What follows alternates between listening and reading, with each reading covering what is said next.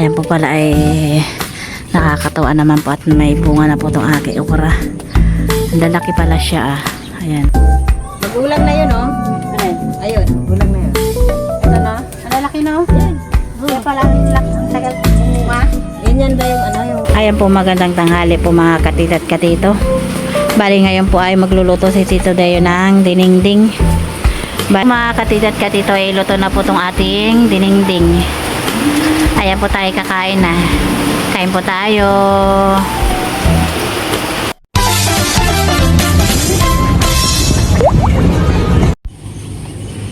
Ayan po, good morning po mga katito at katito. Ayan, bali po tayo nandito sa likod. At napaka dami ng damong na tumubo. Dahil po sa sobrang tag-ulan. Ayan, pat bibisitahin ko po ito yung aking mga okra. Tingnan po natin kung anong balita. Ang daming damo. Bilis magsitubo. Aray ko. Malalaki. Pwede nang harbisin. Ayan. Laki kaya pala matagal na munga dahil po malalaki yung puno nito. Ayan po, ang dami pang bulaklak. May bulaklak pa siya. Ayan po. Mayroon pa rin dito sa kabilang puno. Bali yung iba ay wala pa dahil po maliliit pa. Hindi sila sabay-sabay mamunga. At ang tataba po yung aking mga puno ng okra. Ngayon po ay lilinisin ko po to para lalong gumanda yung kanilang tubo. Ayan po, at mayroon din po ritong pabunga na. Ayan. At doon naman po ay mayroon na rin. Pero pwede na rin po itong harbisin. Ayan, ito po yata ay hindi ko alam kung pwede pa to o pang binhi. Parang matanda na, sobrang laki. At matagal po talaga palang mamunga to dahil matataas ang puno ng okra. Ayan, lilinisan ko muna at ang dami ng damo. Dito naman po ay ayan, marami pa rin, patubo pa rin po yan. Ayan. Yung may isa parang may bulaklak. At ito naman po yung puno ng sigarilyas. Ayan, napapunta na po dun sa may malunggay. Ayan, hintay na lang po natin ring mamunga. Ayan po, medyo sumikat-sikat na ng araw. Pero mamaya po yan ay uulan na naman. Ayan na yung mga damo. Bilis magsilaguan dahil po ay araw-araw umuulan.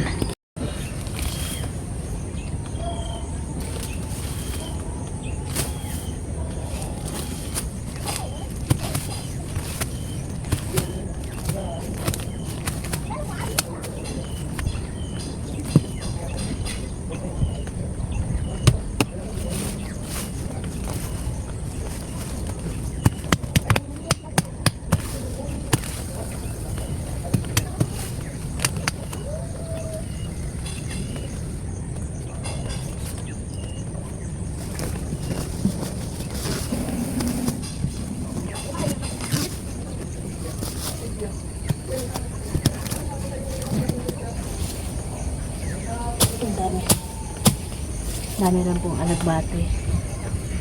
Pero maliliit pa.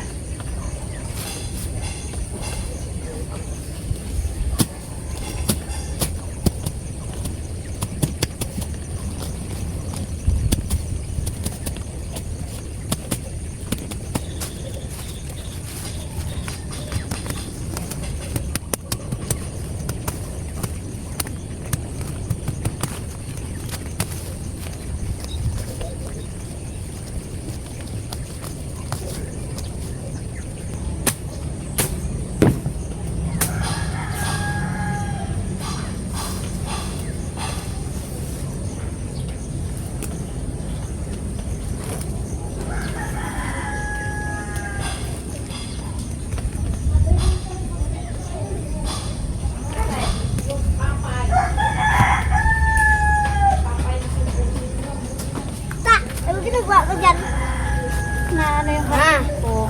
At papa mo? We don't know. I don't know. Anong bayan ha? Maraming damo dito. Uy. Ma. Ano ginagawa ko?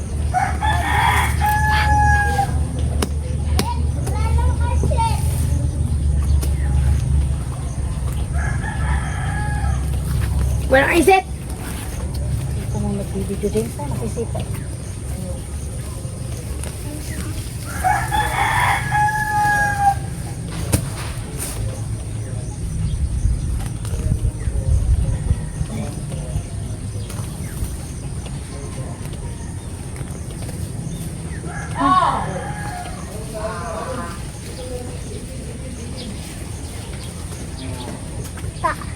Saan na naman kayo?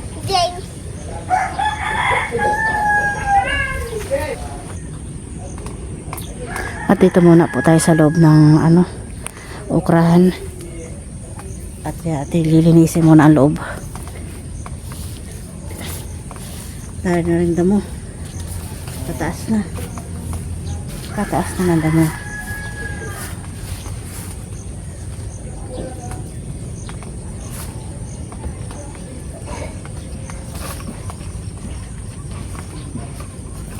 Ay.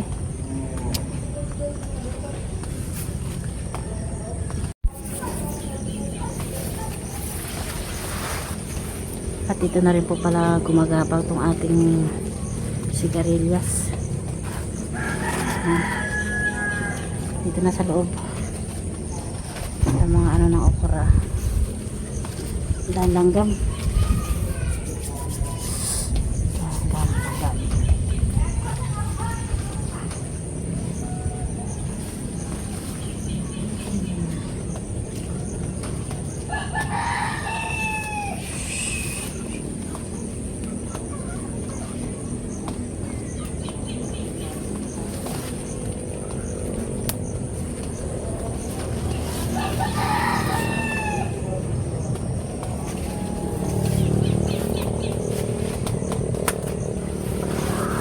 Tinanggalan ko po ng dahon, lumang dahon.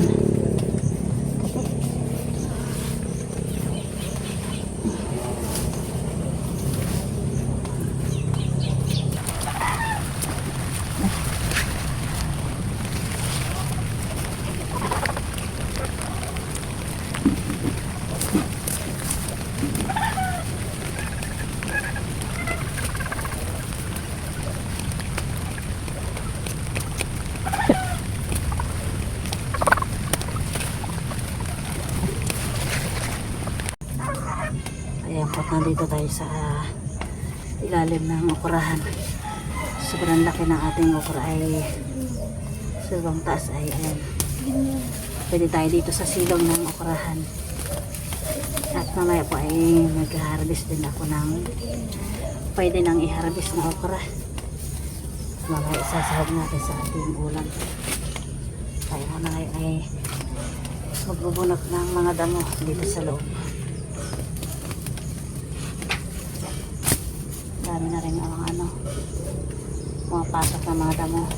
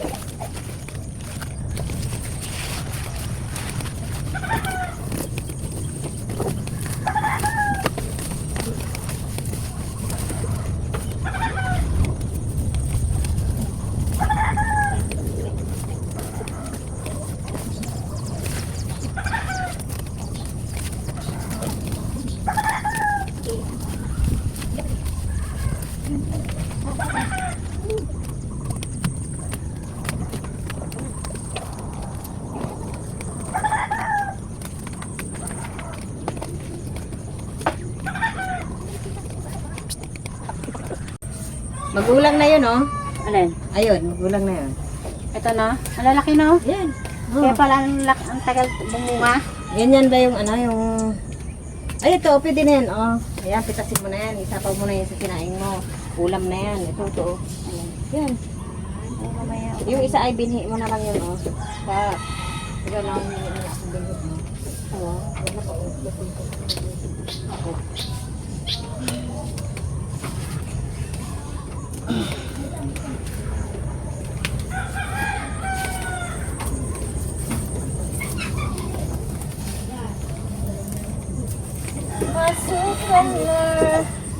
Wala tayong taga-bunot dyan ng ano eh. Ano subek na eh. Kasi,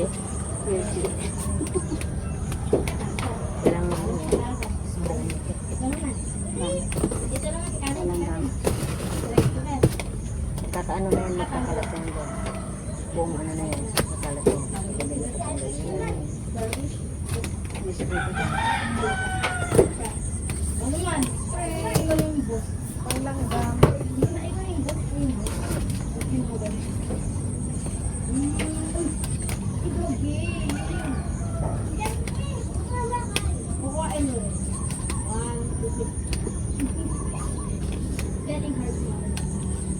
Dinamo ka na dyan.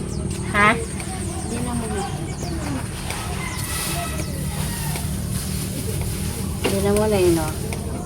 Gumagana yan, nailay mo dyan. Oo. Anong pasilaw? Ayan po at medyo malis-linis na po itong ating okurahan. Ayan po at umuulan na naman po. Ngayon mag-harvest tayo ng ilang pirasong okra. Ayan, isasapaw natin sa sinaing. Yung pwede lang po, pwede na kaya to. Harvest tayo ng ating okra. Ayan.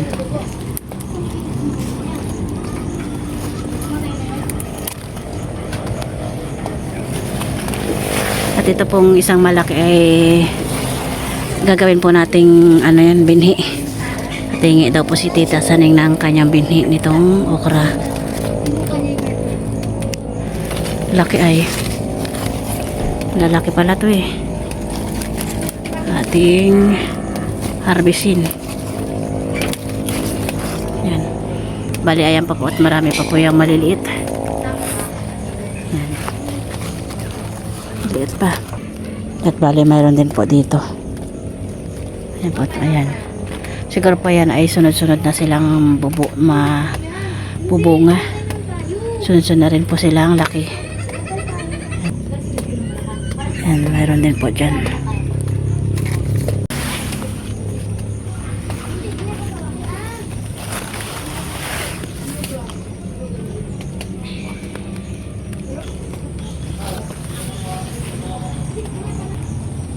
Ayan po, bukas na lang ulit po umuulan na.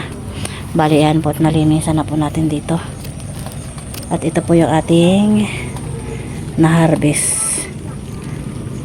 Many unbearable hours later. Ayan po, magandang tanghali po mga katita at katito. Bali ngayon po ay magluluto si Tito Dayo ng dinengdeng. Bali, naprito na rin po itong ating isda. At meron din po tayo ditong labong. Bali, nalaga na rin po yan at napigaan ko na. At mayroon din po tayo ditong Bulaklak. bulaklak ng kapas-kapas. Ayan. At mayroon din po tayo ditong talong. Talong. Ayan po, at magluluto na po si Tito Deo ng tanghalian. Plant. Ayan po, bali ay himay-himayin po natin itong bulaklak ng kapas-kapas. Ayan, isa-isahin po natin yung tanggalin. Himay ng ating kapas-kapas.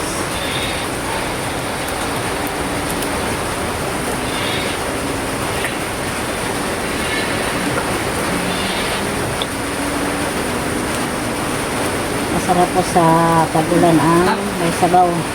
Mas, Kaya nagluto po si Tito Deo ng dinding. labas, labas, labas. Dunga.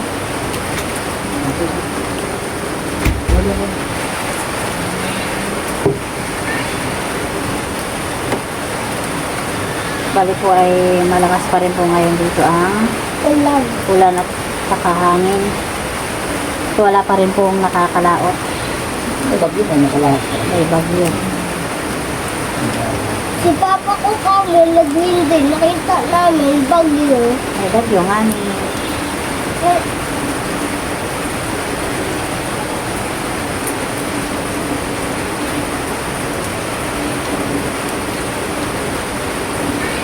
Magkano isang balot nito?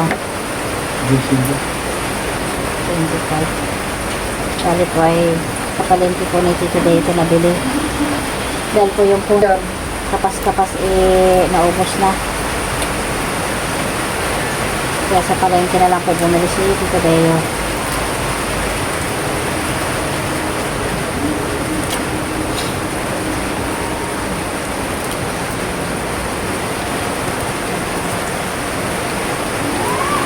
Yun. Ayan po, bali po na ilagay na po ni Tito Deo ng sibuyas at saka nilagay na rin po niya yung talong. At pinapakulo lang po yan bago ilagay yung mga ibang sahog. Ayan po, at bali po ay nailagay na rin po ni Tito Deo yung isda. Bali po ang pangtimpla po natin dito sa ating dinengdeng ay itong bagoong.